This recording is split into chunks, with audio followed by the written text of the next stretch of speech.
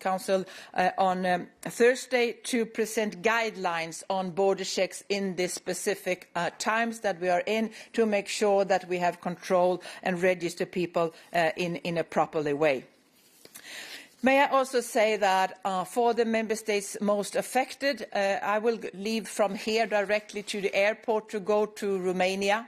I will tomorrow morning visit the border between Romania and Ukraine and see with my own eyes the needs that they have there, and also going further on from Romania to Slovakia with the same aim to see what kind of support is needed and what kind of measures is necessary for us to take. Of course, the EU agencies stands ready to support, the Commission stands ready to support, and Member States, it was very clear today, stands ready to support the Member States most in need of solidarity in this very difficult situation, but also a situation, I must say, that makes me proud of being European. It's such a strong solidarity. It's such so many measures been taken by ordinary people, opening their homes, helping Ukrainians that flee, and I think this is a strong moment of European solidarity. Thank you. Thank you, Minister Darmanin, for this occasion. It is, as we all know, it's day 4 of the illegal Russian invasion on Ukraine. And in this totally unjustified military aggression, like in every war, it is usually the civilians that pay the highest price. We are witnessing what could become the largest humanitarian crisis on our European continent in many, many years. The humanitarian needs are growing as we speak. And our number one priority should therefore be the assistance to people affected by this war. And I have urged the ministers today that we'll have a stronger impact if we do this together. EU's joint support for our neighbour in need is of historic importance now.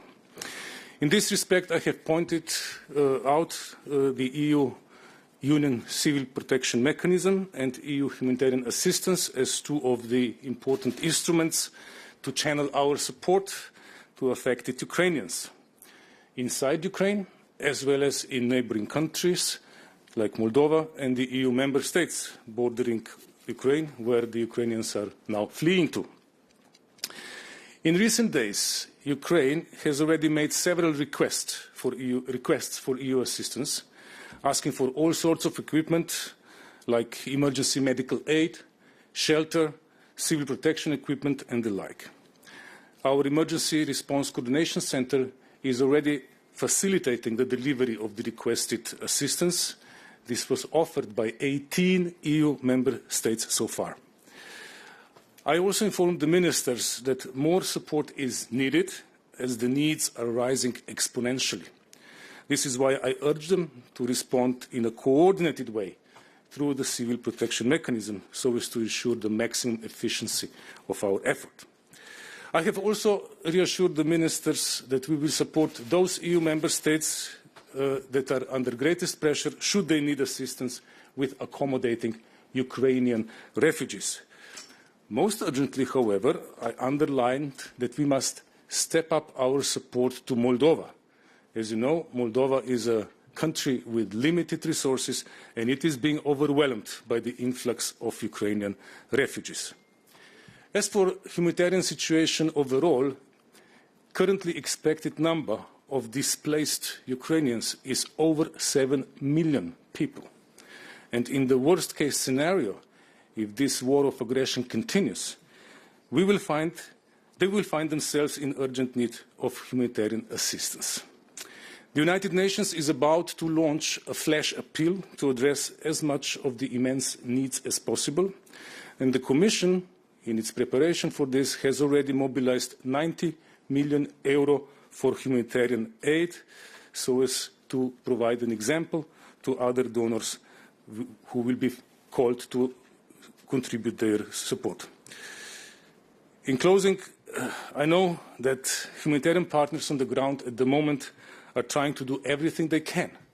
However, due to the ongoing intensive fighting, they are significantly hindered to do their job, and many have been forced to temporarily suspend their activities. This is why I want to conclude by calling on Russia to respect its obligations under the international humanitarian law. Civilians and civilian infrastructure must be protected. Infrastructure delivering essential services must also be protected. Power and water facilities, schools and hospitals, they all must be spared. And civilians must have safe passage to flee. Humanitarian and medical workers must be able to do their life-saving work. But above all, this war of aggression must stop. And we will continue to stand with Ukrainians affected by this unjustified and senseless aggression. Thank you.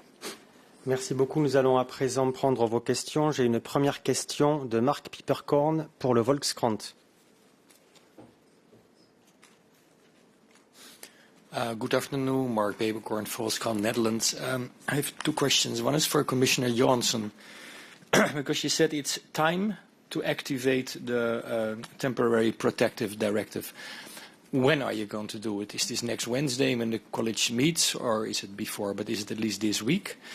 And secondly, you said it was broadly welcomed. Were there also ministers who said, no, you don't need to do that, or we even don't want it?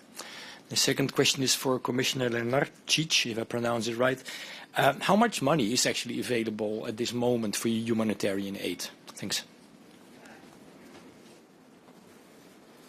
Yes, to answer your question, I'm preparing to have a proposal ready for the Council on Thursday, actually. Of course, it's for Gerald, the Council Presidency, to decide what to present to the Council, but we are ready to have it that quick. Not all ministers answered on the question on temporary protection directive, but most of them did, and most of them was very much in favor. Some was a bit questioning, is it time now or should we wait?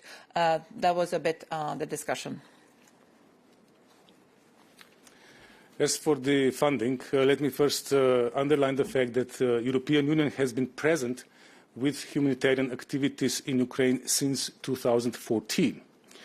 And we have been funding those activities in the range of 25 million euro per year on average since then. In view of the exponentially rising needs as we speak, we have decided to more than triple this allocation to 90 million euro, which will be our contribution to the United Nations flash appeal that we expect any hour from now. We hope that EU member states and other donors will also show solidarity with Ukraine. We trust that will be the case, so that the UN flash appeal will be fully funded. Une question à présent de Pascal Verdeau pour France Télévisions. Oui, bonjour. C'est une question pour Monsieur Darmanin. À la faveur de cette crise, les choses évoluent très vite et pour la première fois dans son histoire, l'Union européenne vient de briser aujourd'hui un tabou qui est l'achat et la livraison d'armes pour les Ukrainiens. Quelle est la portée, selon vous, de cette décision et est-ce que l'Union européenne, à travers la crise, Union européenne qualifiée souvent de puissance douce, est en train de s'affirmer comme une véritable puissance sur la scène mondiale? Il ne m'appartient pas, monsieur, de commenter ces informations, puisque aujourd'hui, au Conseil de l'Intérieur et de l'Immigration, nous sommes concentrés sur des sujets tout aussi importants, notamment les 7 millions de personnes qui vont se déplacer en Ukraine, ou malheureusement les centaines de milliers de personnes qui viendront en Europe et qu'il nous faut très rapidement pouvoir accueillir et qui sont déjà accueillies dans de bonnes conditions, aussi bonnes puissent-elles être. Je rappelle d'ailleurs que la grande rapidité avec laquelle nous nous réunissons aujourd'hui permettra, et je l'espère également jeudi, en tout cas la France le souhaitera le mettre à l'ordre du jour, la directive qui permettra de faire la protection temporaire. Mais la souveraineté, c'est l'idée première, vous le savez, du président de la République, celle qui a fondé son action comme président de l'Union européenne pendant ces 6 mois, et nous sommes heureux de voir qu'effectivement ce concept évoqué par le président de la République voilà quelques mois prend désormais corps pour l'ensemble des pays de l'Union européenne et pour l'Union européenne. Il y a d'autres tabous qui sont peut-être en train peut-être d'être levés. Nous avons parlé tout à l'heure avec beaucoup de franchise des passeports dorés qui sont donnés ou qui ont été donnés, je parle au passé, par certains pays. Alors pas que de l'Union européenne, mais il y en a aussi dans l'Union européenne. Et nous avons dit très clairement, je crois, la Commission européenne, la présidence française au début de l'intervention, mais d'autres pays également, que nous devions arrêter absolument pour l'avenir ce genre de facilité. Et nous avons demandé les communications des personnes qui avaient eu ces passeports dorés, qui permettaient de pouvoir circuler indépendamment des sanctions que nous pourrions prendre, sachant que les chefs d'État ont pris, vous le savez, une décision très importante qui était la suspension de l'accord de facilitation que nous avions avec la Russie. Donc il y a, à la faveur de cette crise qui est dramatique, évidemment, je crois, des prises de position très fortes des pays de l'Union européenne avec la Commission, et je m'en félicite. Une question à présent pour Michael Winde de DPA. C'est bon? Monsieur. Lorenzo Consoli, Asca News Italie.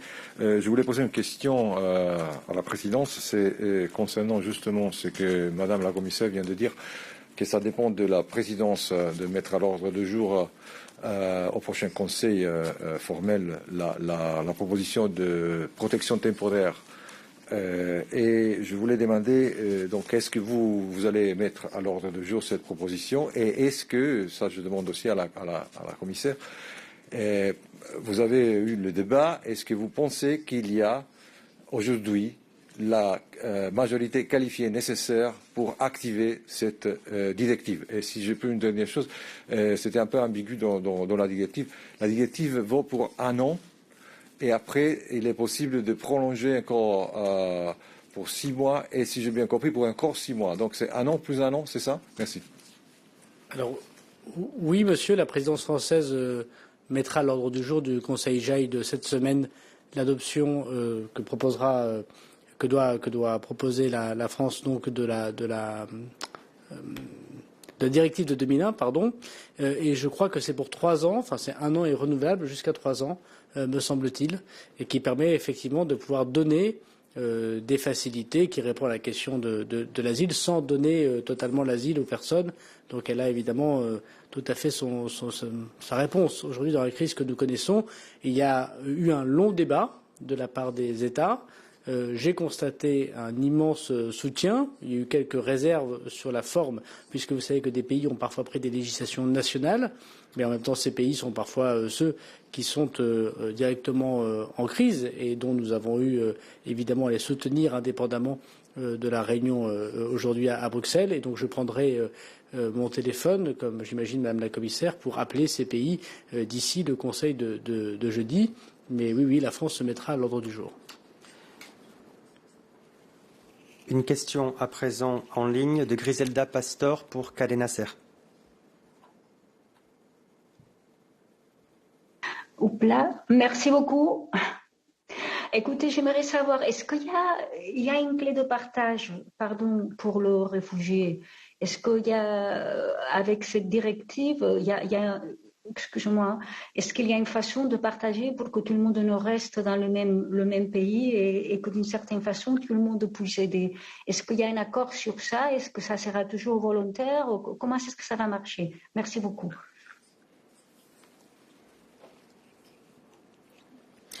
I try to answer that. First, we're talking about Ukrainians that have the visa-free traveling in the whole European Union. So they can go and choose the country where to go, as long as their visas are valid. So that means that we already see a lot of Ukrainians leaving the countries of first entry and going to other member states, especially those member states that have a big Ukrainian populations already. Poland is one of those, but also Italy, Portugal, Spain, Germany, Czech Republic. So they are moving towards other member states and not stuck. For example, the Romanian minister told us that around half of those that have already entered from Ukraine to Romania has left Romania already. So they are moving around to different, where they have their relatives. But having said that, there was also very clear that many ministers clearly said today that this is time for solidarity and relocation if necessary, if member states are in need of that. In the Temporary Protection Directive, there is a solidarity component that is voluntary relocation. But there were also ministers that asked for stronger solidarity measures, and that is also ministers, which I very much welcome, that said now it's time also to make progress on the Pact on Migration and Asylum to have a proper system in place.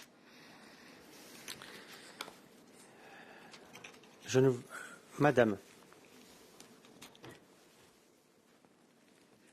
Anna Vandensky from Europe Diplomatic. I have a question on assessment of this decision to export arms, lethal arms to Ukraine, because every time when there is a conflict, there is always the UN policy of banning the arms export, that it reduces the fight.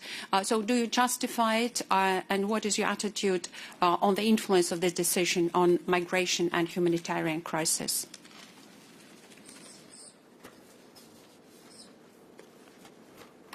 Moi, je n'ai pas de commentaire à faire sur cette question, comme je l'ai dit à votre prédécesseur. Merci beaucoup. Je crois que... Ah oui, madame, excusez-moi.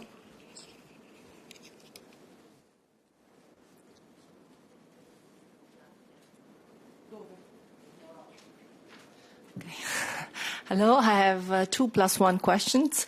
I'll start from the last one, which is the number of refugees that you are foreseeing coming to Europe in total.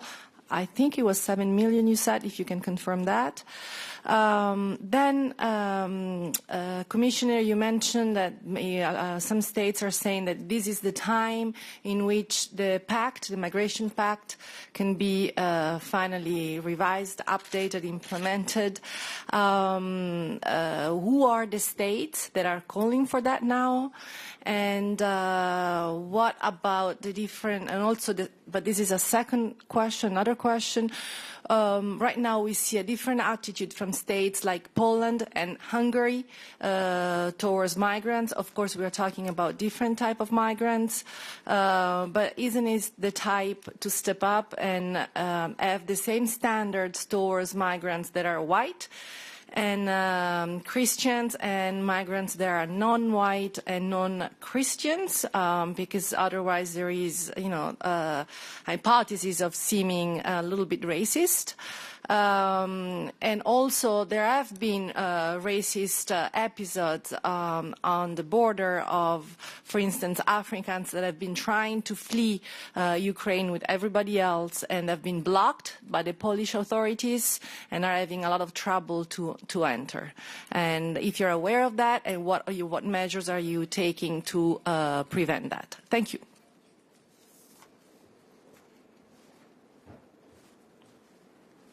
On the number of refugees, let me first say that due to the intensity of the fighting, it is extremely difficult to conduct the proper needs assessment of what are the humanitarian needs. So what I mentioned already and what I will mention now are only rough estimates, very rough expectations. United Nations estimates that if this goes on, this war of aggression, there will be around 18 million Ukrainians that will be affected in humanitarian terms, be it in Ukraine proper or in the neighboring countries. United Nations High Commissioner for Refugees has its own estimate of 4 million refugees from Ukraine. And the United Nations Office for Coordination of Humanitarian Affairs estimates that there will be more than 7 million Ukrainians internally displaced within Ukraine. At any rate, even though these are very rough estimates, the figures are big. And we will have to prepare for this kind of emergency which is of historical proportions.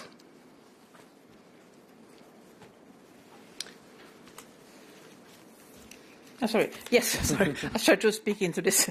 So, yes, for this, all people that need to flee from the war in Ukraine should be welcome to the European Union.